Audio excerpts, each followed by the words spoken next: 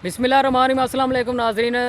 पंजाब के बाकी हलकों की तरह सरगोदा का एक हलका जो है NA 85 वो भी बहुत अहमियत का हामिल है, क्योंकि जैसा कि आप सब लोग जानते हैं कि जो आज़ाद उम्मीदवार थे NA 85 में, एक चौधरी आमर सुल्तान चीमा साहब, वो इलेक्शन से दस्तबरदार हो गए। अब पता चला है कि वो PTI के हक़ में बैठ गए हैं। पाकिस्तान तहरीक इंसाफ के जो उम्मीदवार थे उनके हक़ में बैठ गए हैं वो।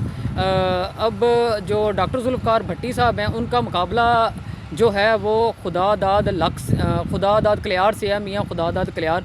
वो जो ये 3-4 दिन में इस हल्के में डेवलपमेंट हुई है, जो वो एक्टिव हुए हैं कंपेन में, इलेक्शन कंपेन में, उनका साथ जो है आमर सुल्तान चीमा दे रहे हैं। और फैसल फ़ारूक चीमा भी, आपको पता है कि वो भी इस आमर सुल्तान चीमा के साथ पैनल का हिस्सा थे।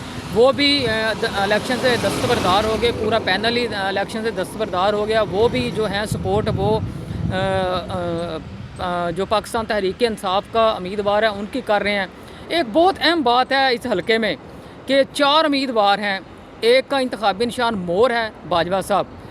दूसरे का जो पाकिस्तान मुस्लिम लीग नून के 2 दफ़ा इलेक्शन लड़ने वाले सरदार कामल है, उनका इंतखाबी निशान घड़ियाल है।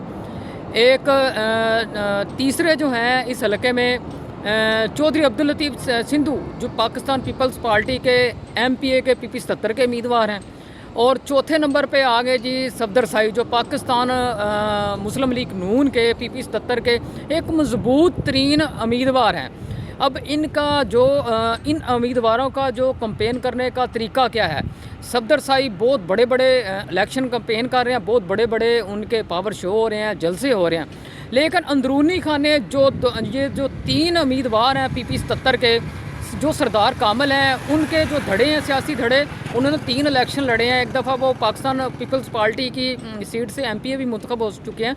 उनके इस जो PP 77 है उसमें धड़े बहुत मजबूत हैं। और वो अंदरूनी खाने ये नून लीग के जो हैं सपोर्टर, वो उनको तोड़ रहे हैं। और आगे आ जाएं जी बाजवा साहब, जिनका इंतखाबी निशान मोर है। वो सोशल मीडिया पे तो एक्टिव नहीं है, लेकिन वो कंपेन में पेश हैं। फिर आ जाए अब्दुल लतीफ़ सिंधु, वो भी इतने सोशल मीडिया पर नहीं थे, लेकिन आजकल वो भी सोशल मीडिया पर उनका भी तोती बोल रहा है।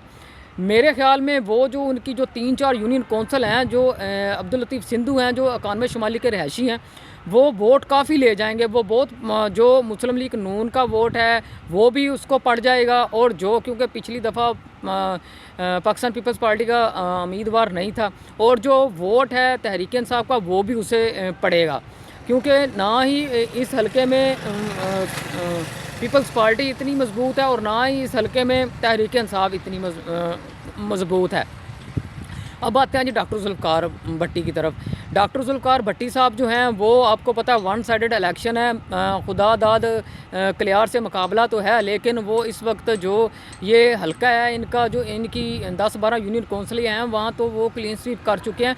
और ये कह लें कि वो बिला मुकाबला मुंतखब हो चुके हैं। इस वक्त तक, आज तक जो मेरे पास इतलात हैं, जो उनके साथ धड़े हैं, जो लोग और ज़्यादा उनके साथ शामिल हुए हैं। अगर राना मुनव्वर गौस ने उनकी मुखालफत ना की, अंदरूनी खानी वो मुखालफत कर रहे हैं। जैसे सरदार कामल जो हैं वो सपोर्ट कर रहे हैं तारक गुज्जर की, और राना मुनव्वर गौस जो है वो तारक गुज्जर की भी सपोर्ट कर रहे हैं। और जनाब वो पाकिस्तान तहरीक इंसाफ के भी उम्मीदवार की सपोर्ट कर रहे हैं।